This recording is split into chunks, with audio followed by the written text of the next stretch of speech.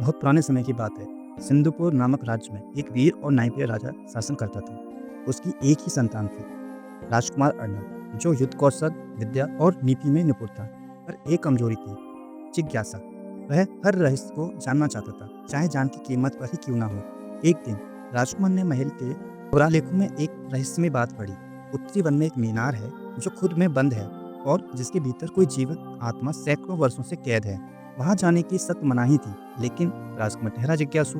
अगली सुबह ही अपने घोड़े पर सवार होकर वह अकेले उत्तर वन की ओर निकल पड़ा। घना जंगल पार करते करते वह आखिर उस पुरानी टूटी फूटी मीनार तक पहुंचा, जहाँ किसी आत्मा का कोई निशान नहीं था। बस एक दरवाजा था, जिस पर लिखा था, जो भीतर गया वो कभी वापस नहीं आया। राजकुमार ने बिना डरे दरवाजा खोला। अंदर घुप अंधेरा था, लेकिन एक हल्की नीली रोशनी सीढ़ियों से ऊपर जाती दिखी। जब वह ऊपर पहुंचा तो एक कमरा था, बिल्कुल खाली, सिवाय एक विशाल आईने के।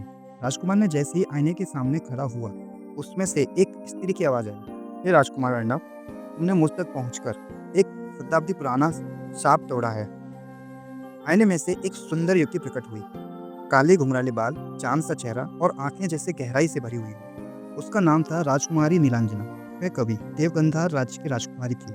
एक दुष्ट जादूगर ने उसे अपने प्रस्ताव को ठुकराने पर श्राप दिया कि वह मीनार में कैद रहेगी, जब तक कोई स्वार्थहीन व्यक्ति अपनी जिज्ञासा नहीं, उसकी आत्मा को समझने के लिए वहां पहुंचे। नीलांजना बोली, अब मैं बाहर तो आ सकती हूँ, पर 4 दिन तक मुझे कोई छू नहीं सकता। यदि किसी ने मुझे छू लिया तो मैं फिर से 100 वर्षों के लिए इस मीनार में कैद हो जाऊंगी। राजकुमार ने वचन दिया, वह 4 दिन तक उसकी सेवा करेगा, दोस्ती करेगा, लेकिन छुएगा नहीं। वे 4 दिन तक किसी परी कथा से कम नहीं थे। राजकुमार और नीलांजना साथ साथ रहते, बातें करते, हंसते, पर हर पल दूरी बनाए रखते। राजकुमार को उसका साथ बहुत प्रिय हो गया था। चौथे दिन रात को, जब बस कुछ घंटे ही बचे थे, एक तूफान आया और नीलांजना गिर पड़ी।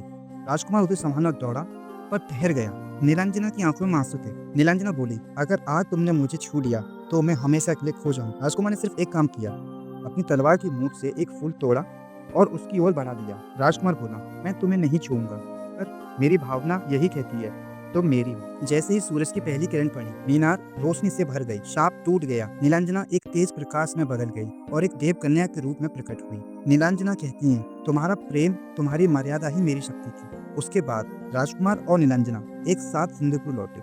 राजा ने पूरे राज्य में जश्न मनाया और उनके विवाह की घोषणा की। वर्षों बाद भी लोग उस प्रेम कहानी को याद करते थे, जब एक जिज्ञासु राजकुमार ने रहस्य नहीं, आत्मा को समझा था।